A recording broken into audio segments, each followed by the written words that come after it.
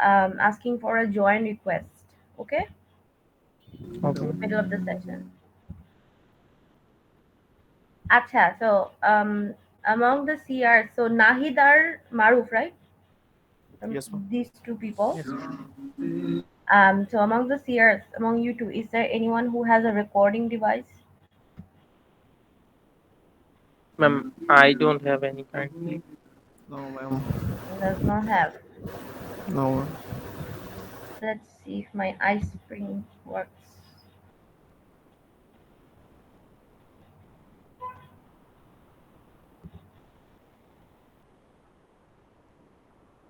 You can. Okay, let's see if the web recorder, if the video recorder that I have works. If it works, then it's a good news. Okay, yes, I think it's gonna work. But still, Abu Bakr Hasnad, I would really appreciate it if you can record the session as a backup. As a backup. If mine doesn't work, then at least we can use yours. Thanks. Okay, so 4:45. Let's start the session. Today's class. Let's start it. I'm gonna present my screen to you.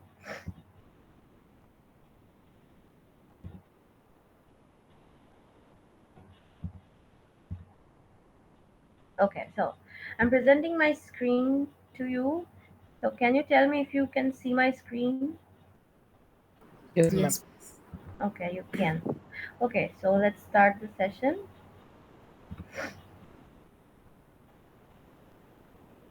All right. So in today's class, we are going to learn about bottom-up parsing, meaning that we are done with the.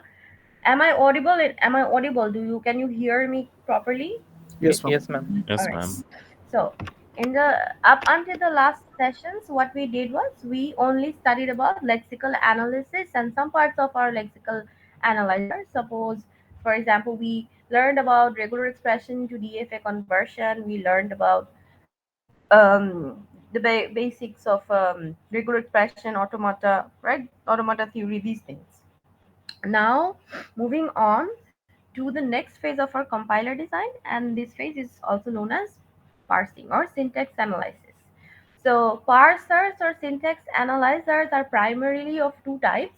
One of them is also known as a top down parser, and the other one is called a bottom up parser. So, top down parser, the kind of parsers are called top down parsers. These kind of parsers are the ones that actually work like how we human beings work. So what they do is they take a grammar, they take an input string, and they start with the start symbol of the grammar, the root node of the grammar, and they keep on expanding the root node until they find the leaves or the terminals which actually reflect the actual input string. So this is how actually we do parsing, and this is the same way, exactly the way how top down parsers do parsing. But top down parsers have this problem, is that these kind of parsers are not widely accepted, because these kind of parsers work on a very small group of grammars and a very small group of context-free grammars and strings. That is why these kind of parsers are not used in most of the compilers, because of the lacking, because of the shortage of the efficiency in covering a wide range of grammars and strings. So that is why instead of top-down parsers, we prefer to use bottom-up parsers.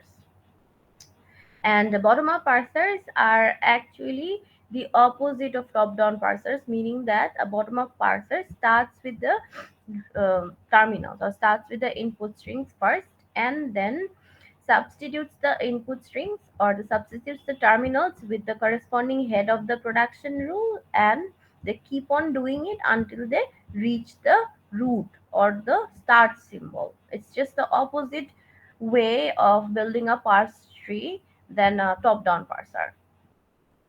Are we clear up to this part?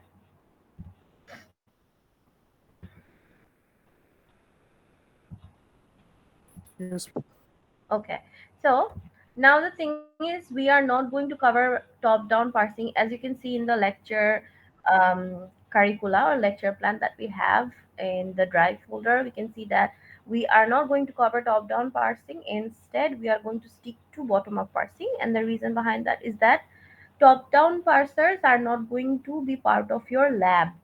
And the lab that we are going to design, and that lab is particularly based on bottom up parsing. That is why it's important that we learn bottom up parsing, and we can find a similarity in pace between our theory and lab lectures. So that is why we are skipping top down parsing for this semester and moving on to bottom up parsing directly. um, so a bottom up parser works in this way. So this is a demo, kind of an example of how a bottom up parser works. So suppose we have a context free grammar. This is a context free grammar. We have 6 production rules, and um, now this is a parse tree that we are constructing based on the context free grammar. And suppose this is my input string. The input string is given at the end.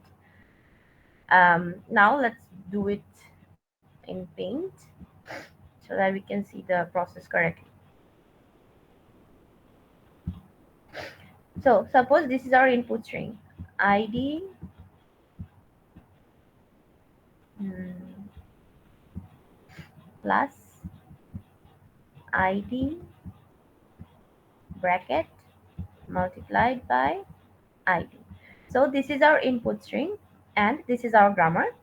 Now what we are going to do is we are going to traverse the input string from left to right sequentially.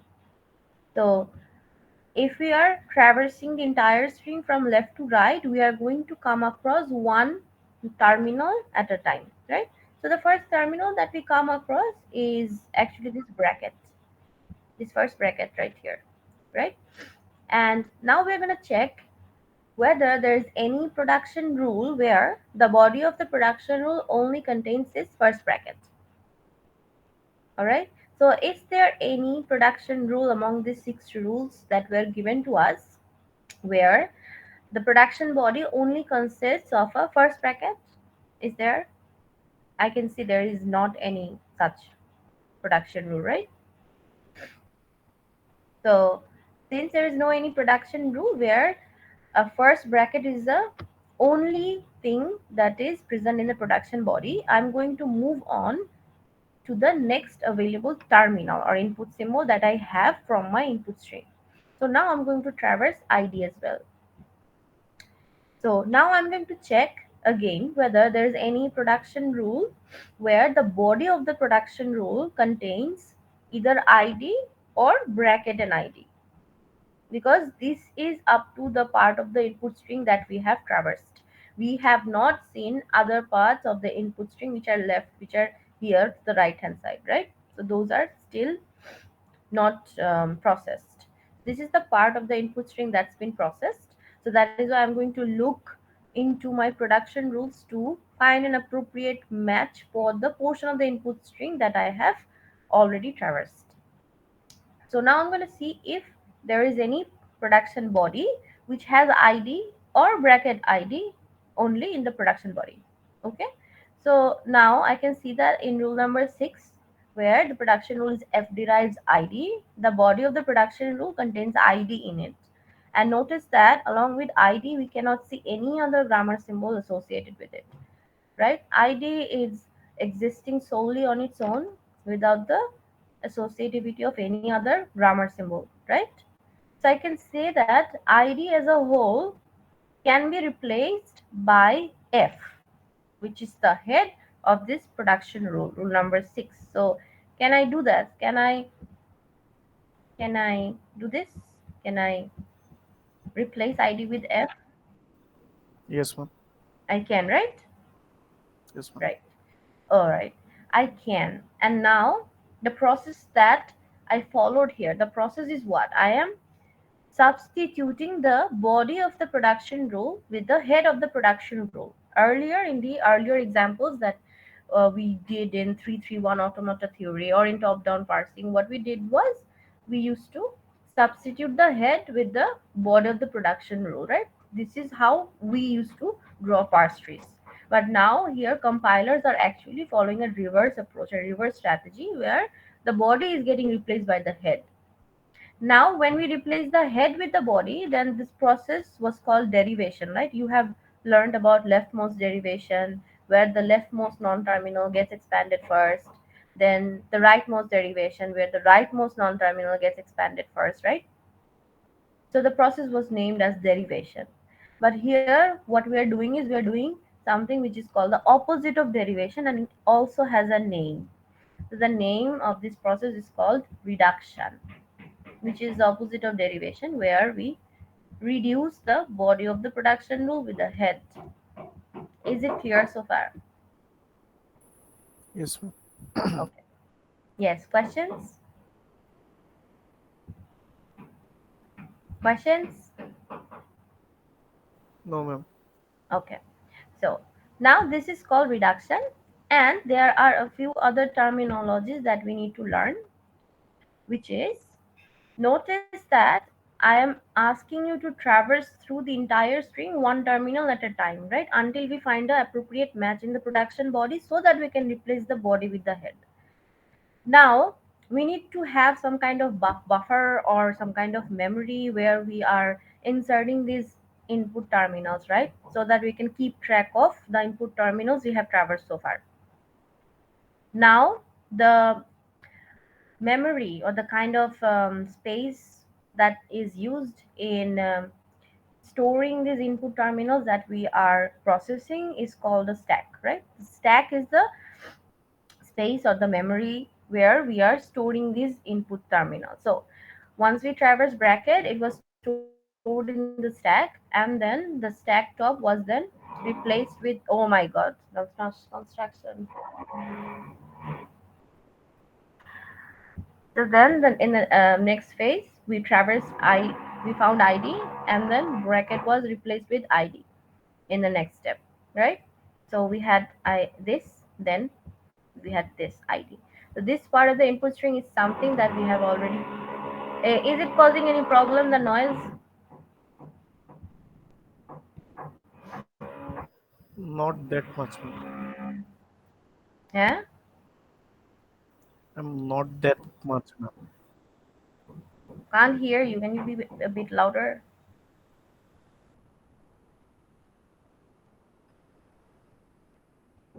Yeah, we can still hear you, ma'am. Okay, all right. Just tell me, let me know if if the noise is problematic. Then I have to call them and ask them to stop. Okay, so this is up to the this is the part up to which we have seen the input string.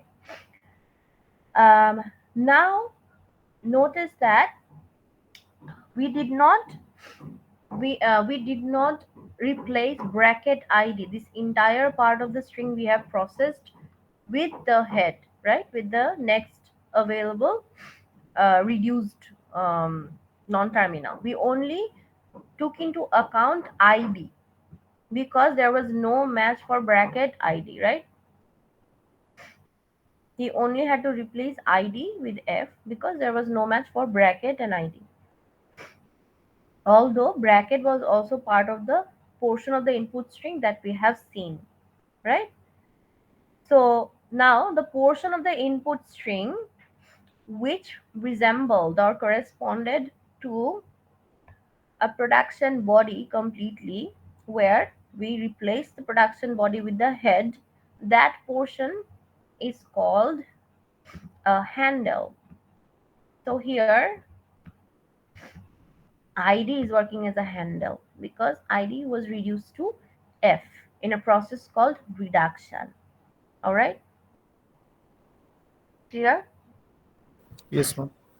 Okay, so now when we are drawing the input string, let me also write the sentential form. So do we know this, what is a sentential form? So a sentential form is, we do rightmost derivation, we do leftmost derivation, right? We start with the start symbol and then we keep on expanding it by expanding the non-terminals into their production bodies until all the symbols in my left hand side are only terminals and which match the input string, right? So this is a process called derivation. Now each statement or each line of my derivation can also be called the sentential form. So it has a name called sentential form. Each line of my derivation process is a sentential form. So these terminologies are very important because these terminologies often come up in the exams. Um, and the last statement of my derivation process. So at the what do I get at the end of my derivation process? A bunch of input terminals that resemble the input string, right? So this last statement is called a sentence, where the right hand side only contains terminals and no non-terminal sentence.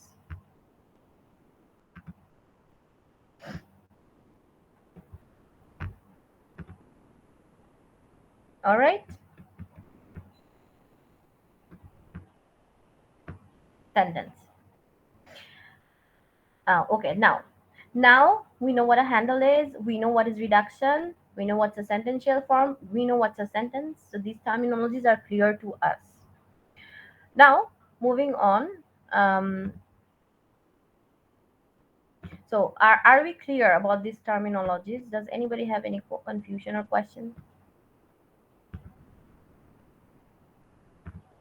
Ma'am, can you please repeat the sentential form, ma'am? Sentential form. Sentential form is, so suppose uh, these are what derivations. This is how you derive. You start with the start symbol and you keep on replacing the start symbol with the appropriate production body until at the end you get the input string, right? This is the process of derivation. Yes, ma'am. And in each line or in each sentence, right? These are what? These are each lines. Yes, ma'am. So these lines are called sentential forms. And the last line where we only have the input string is called a sentence. Clear Okay, now? ma'am. Yes, ma'am.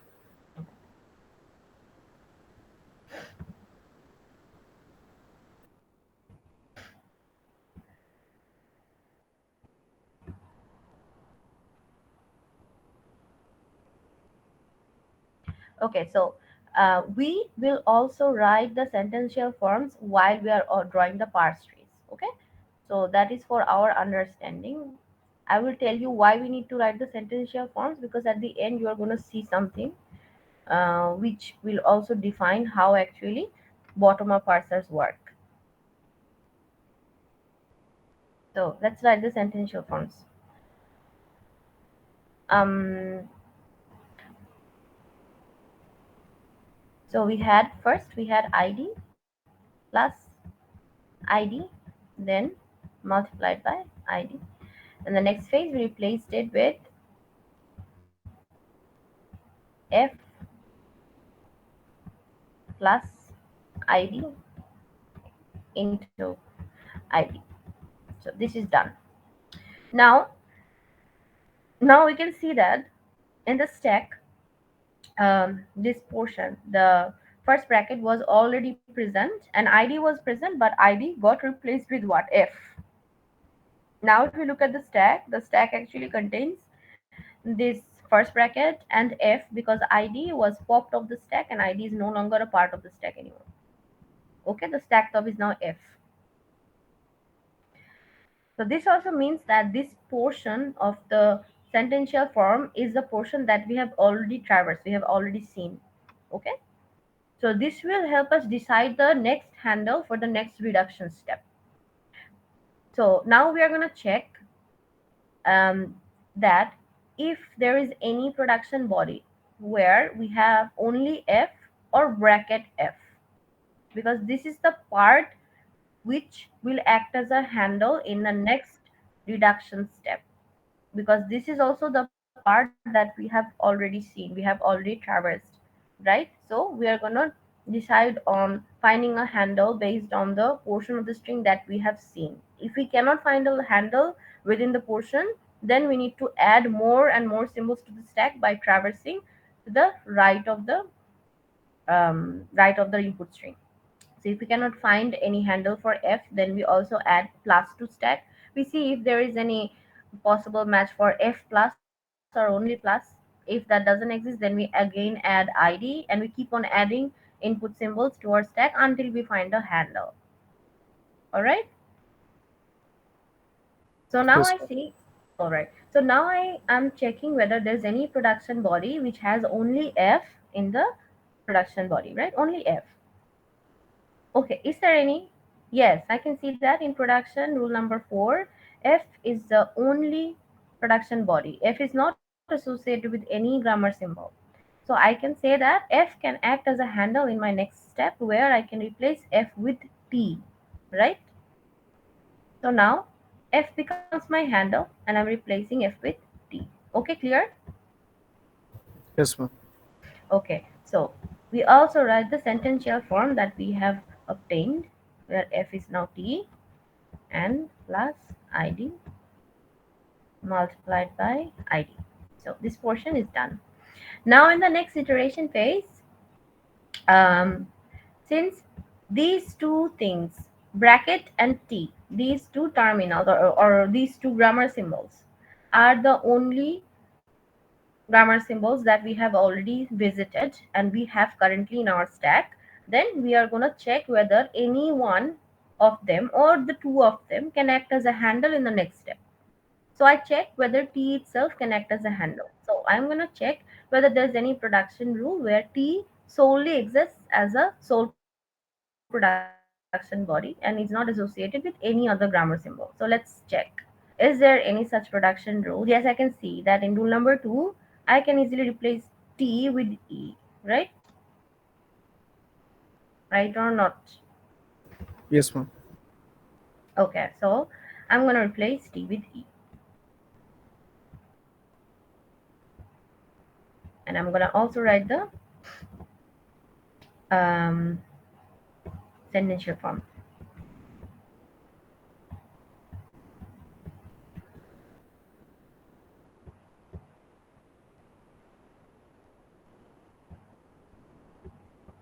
Okay, done. Now I have this and this. In the stack, now I have bracket and E and I do not have any other symbols.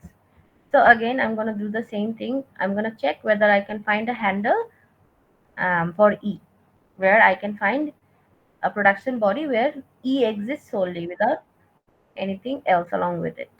So let's check. Is there any production rule where E exists solely without the association of any other grammar symbol? No, ma'am. No, because I cannot choose production rule number 5, because if I choose number 5 here, E and bracket, yes, these two things have already been seen by us and these two can act as my handle, but I also need a closing parenthesis which I do not have. So E cannot act as a handle. So when we cannot find a handle, what we do is we also add the next available input symbol to our stack. So now we are also going to add plus, and we say that we are also traversing to plus, the next available terminal, sorry. So now plus has also been visited.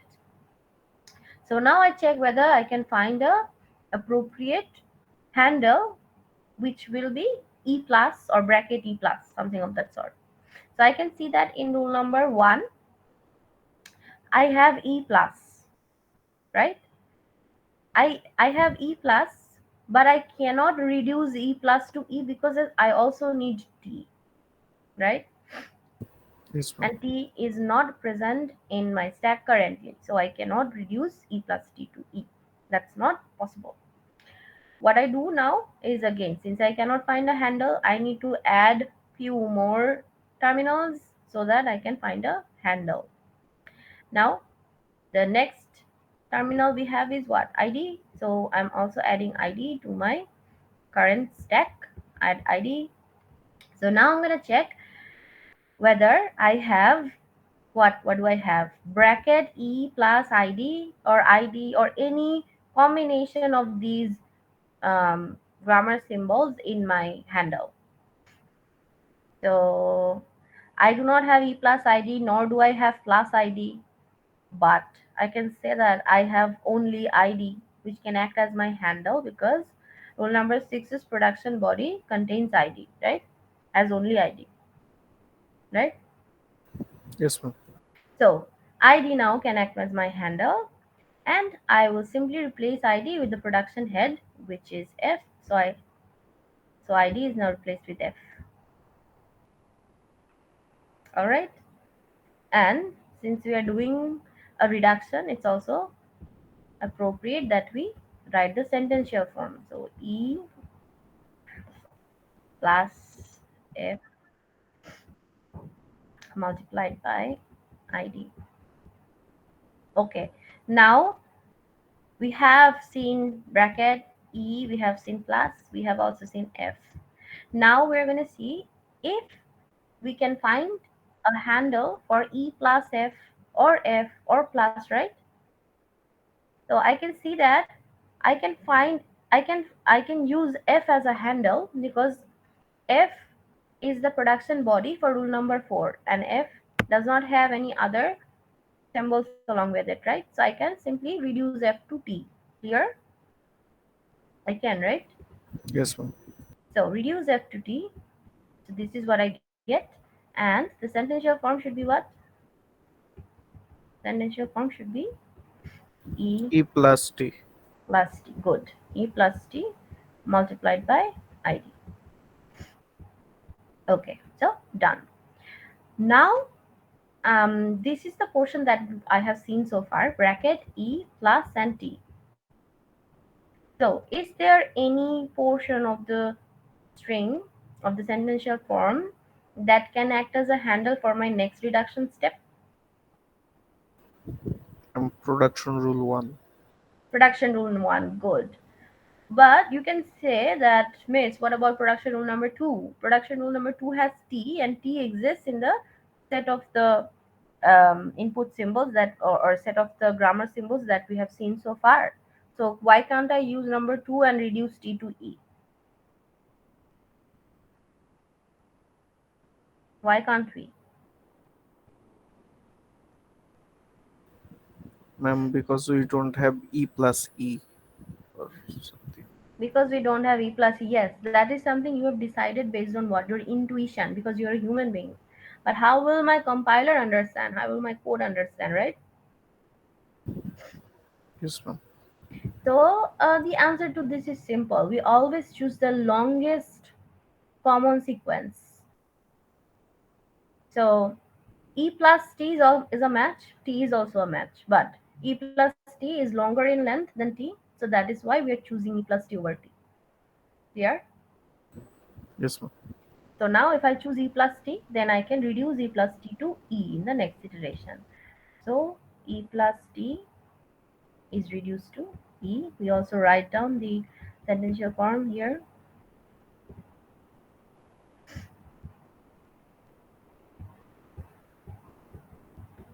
E into ID. Done. Okay, so now we have bracket and E. Is there any match for either of the two that can act as a handle? Is there any production body where either of the two or the two together can act as a handle? There is no any, right? Bracket and E or just E. Production rule 5, ma'am. Rule 5, but Yes. rule 5 also has a comes along with a what? With a closing parenthesis. Closing parenthesis, ma'am. Have we traversed have we seen the closing parenthesis yet? We haven't. So that is why what do? We also have to add the next available symbol to the stack, which is my closing parenthesis. So now this is the portion of the input string that we have seen up to closing parenthesis. Okay. Yes, ma'am. Now I can say that, okay, bracket E bracket close can act as my handle for what? For F, right? Yes, ma'am. Okay, so bracket E bracket is now acting as a handle, and I'm going to reduce this to F using rule number 5. So bracket E bracket acts as a handle, reducing this to F. Writing down the sentential form as well. F into ID. Okay, done. Now I have F into ID. Now F is the grammar symbol that I have currently seen and it's on in my stack. Is there any production group where F exists solely without any other symbol? Yes, rule Production number rule 4. 4. Yes, ma'am. Yes, good. So I can reduce F to T, right? Reduce F to T. Reduce F to T. And F will be reduced to T. The sentential form will look like this: T into ID. So now, do I have any production rule where T exists as a handle? Yes, rule number 2, right? Rule number 2, right? Yes, ma'am. Okay, so here's a catch. I can, what I can do is, since I have seen T, and T can act as a handle for my next reduction step, because it's a match for the production body of rule number 2. But what will happen is, if I reduce T to E, my syntax tree will not match. The syntax tree will throw an error. It will not give me the appropriate answer. Here. Yes, ma'am. So instead, what I have to do is, I have to shift the next available input terminal, which is multiplication sign, to my stack. And then I also have to shift ID to my stack. Then I will use ID as the handle to convert it to F. And then using rule number 3, I will convert T into F to T. Understood? Yes, ma'am. And now you can ask, how will I know? How will the compiler know that this is what we are gonna follow? That how will the compiler know whether we're gonna shift the next symbols to our stack, or we're gonna reduce whatever we have to the production head, right? Right. This is a question. This is a Yes, ma'am. good question. So here's the answer. The answer is, in some compilers, these problems or conflicts will be resolved by some advanced strategies. You see that this is a very naive approach to a bottom-up parser. We haven't seen the categories of the bottom-up parser yet, which are LA, LR, LR. We will see them in the next classes and the classes after. All right. So in some parsers, bottom-up parsers, again, these kind of problems arise, and the algorithm that they follow is not able to solve those conflicts. But some other parsers can. Clear? So it depends on the algorithm and the way that parser works. But if such a situation arises where during the process of bottom-up parsing, I cannot understand, or the parser cannot understand, whether the parser will reduce the current handle to the appropriate production head, or will it add one or more input symbols or shift one or more input symbols to the stack to see or look for a bigger match, then this conflict is known as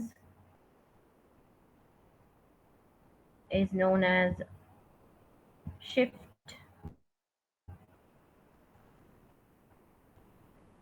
reduce conflict. Shift reduce conflict. This terminology is also very important. You will see these conflicts in the parsers that we're going to cover in the later chapters. Shift reduce conflict. So this is when the parser cannot decide whether to shift the input symbols to the stack or to reduce whatever we have by making it a handle to the appropriate production head. Here. Yes, ma'am. Okay. So now suppose the parser has some kind of advanced techniques through which it can decide on whether to shift or reduce, and the parser knows that shift is the correct action for this particular problem. All right. Shift is the correct option, not reduce. So let's suppose now the parser, what will do is, it will traverse through T multiplication sign and ID as well. And then what it will do is it will take ID as a handle, reduce it to F by following rule number 6. So following rule number 6, I am going to reduce ID to F. Okay, and the sentential form will also be changed and will look something like this: T multiplied by F, because ID is now reduced to F. Okay, now I have T into F, which can act as my handle for rule number 3, and by using rule number 3, I will simply what? Reduce T into F to T. So T into F is now reduced to T. Clear? Are we clear? Yes, ma'am. Okay. Then what's gonna be the last phrase? The last phrase is gonna be T acting as a handle, and using rule number 2, T will be reduced to E. Clear? Yes, ma'am. Okay. So notice the pattern in which this parse tree is being constructed, and notice the sequence of the sentential forms but in a top down approach. So we have written all the sentential forms in a bottom up strategy. Now if we notice it from a top down approach, we can see that we start with the start symbol, we expand it into the production body T into F, we choose F and we convert it into ID, then we choose T, convert it into F, F is converted into this one, then we choose T, T converted into F, F. Is it more like a rightmost derivation technique? Yes, ma'am. It is a rightmost derivation technique, right? Yes, ma'am. But we followed the rightmost derivation in a what? Reverse order. We did not go like this. Instead, we went up, right? Yes, ma'am. So that is why bottom-up parsers are called LR parsers. By L, we mean that we are traversing the input string from left to right. Again, we are traversing it from left to right, right? So Yes, scanning ma'am. the input string from left to right. This L stands for that, and this R stands for rightmost derivation in reverse. Rightmost derivation in reverse. Are we clear? Yes, ma'am. All right. So now we know we made ourselves acquainted with some of the terminologies that were new to us. Also, I forgot to mention one more terminology, which is suppose here in this production rule, um, suppose here in this production rule in rule number 2, so we had T into F and it was reduced to T. So suppose in rule number 2, there was another rule, rule number 7, and rule number 7, suppose rule number 7 looks like this. Rule number 7 is suppose it's G tends to suppose T. All right, this is my rule 7.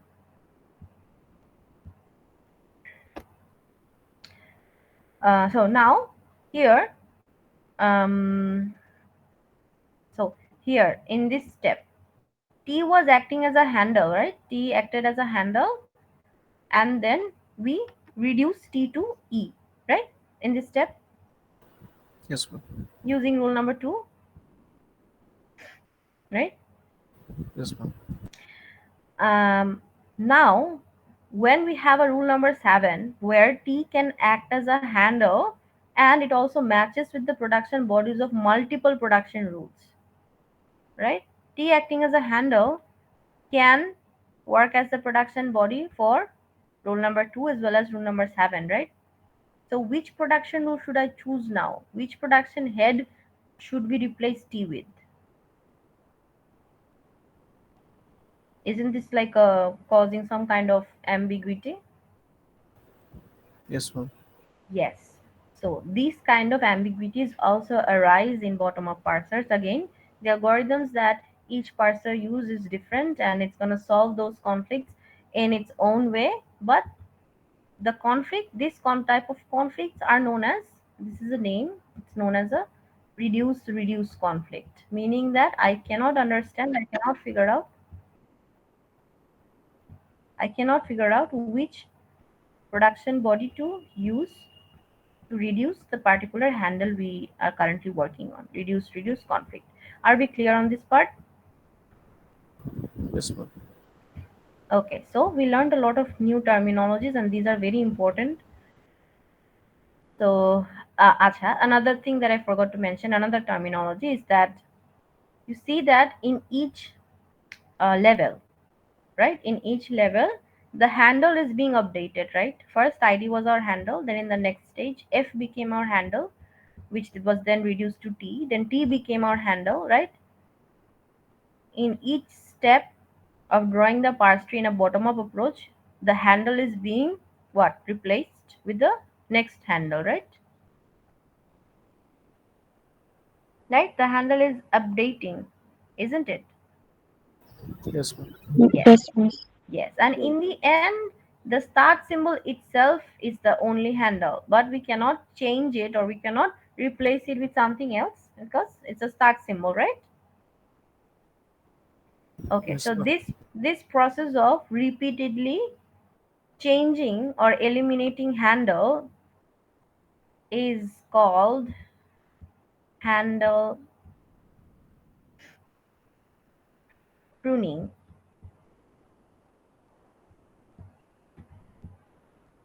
Handle pruning. Handle pruning. What does the word prune mean?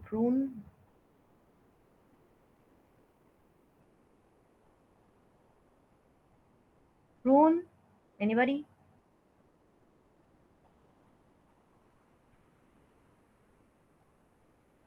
Nobody? And to disintegrate something, To what something? to to disintegrate something, or like to destroy Eliminate. To something, remove. eliminate Good. Yes. something. Yeah. Yes, Aryan, fine. Yes, you guys are right. To remove something, to eliminate something, right? So prune. So handle pruning is what? The process of pruning or eliminating handles one by one, replacing them one by one until the start symbol itself becomes the handle. Clear? Yes, ma'am. All right. So so yes, we covered this handle pruning, shift reduce. Oh, another thing is that so the two major actions or operations that are required in bottom up parsing is what? Is shifting one or more input symbols to my stack or reducing the current handle to its production head, right? These are the two major operations that are taking place here. Is there any other operation that we are using to construct the parse tree except shifting input symbols and reducing the sentential forms?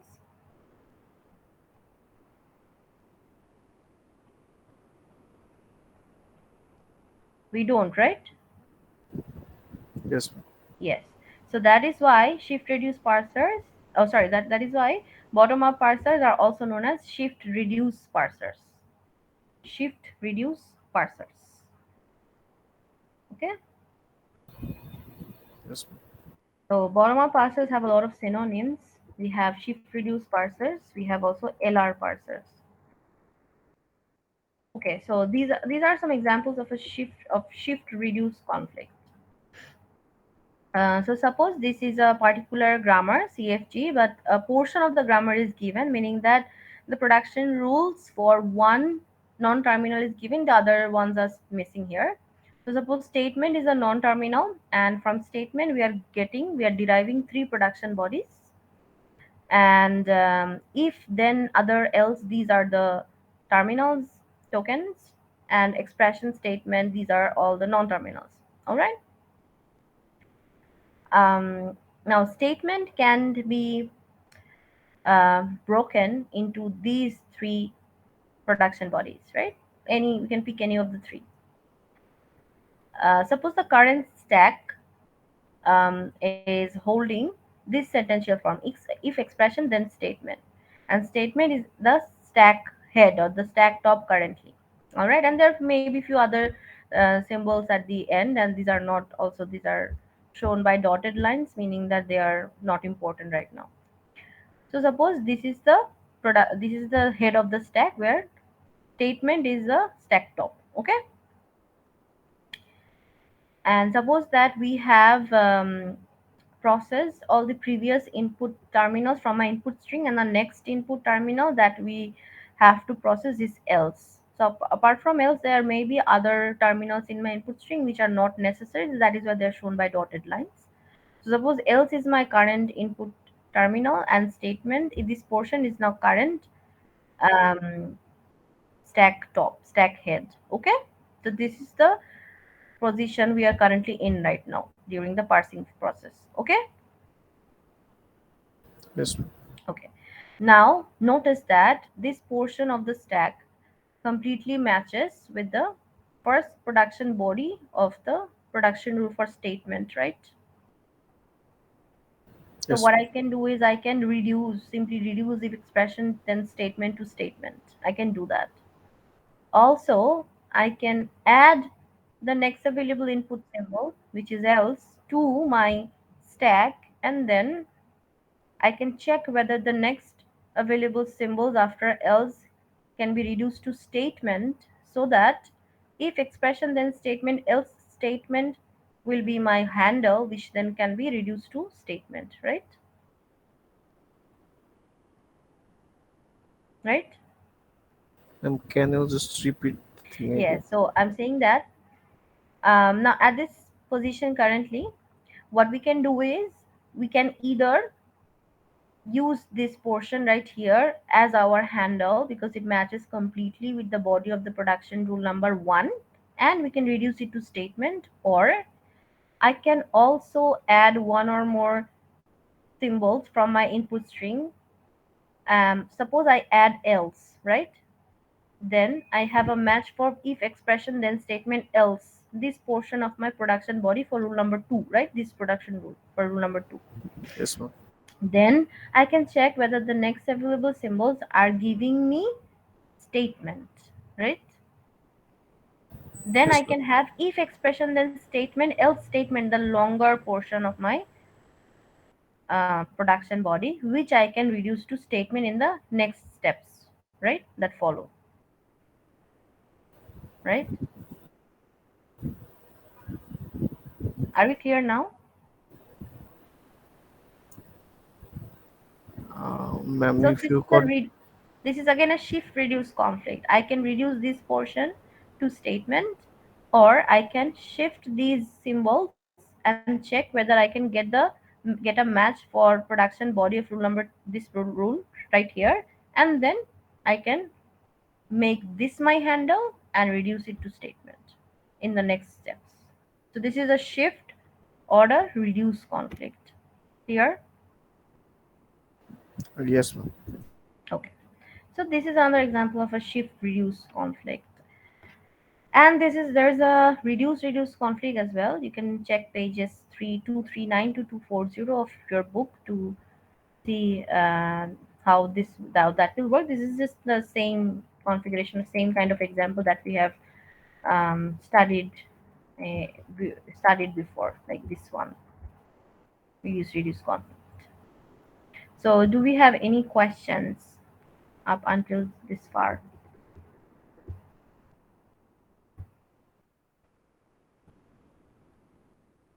No, Any ma'am. questions?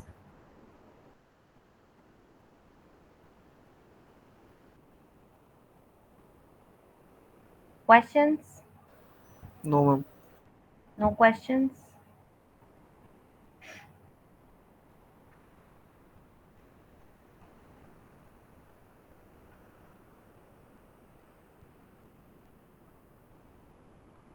All right.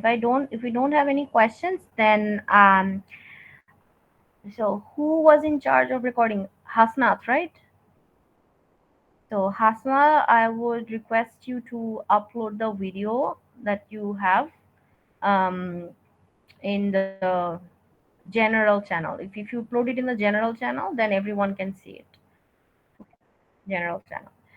And I will also check whether my video, that video that the video that I have recorded will work If it works, then I will upload my part.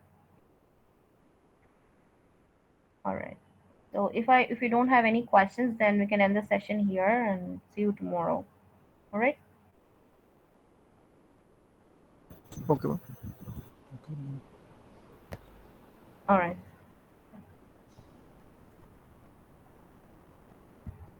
Welcome.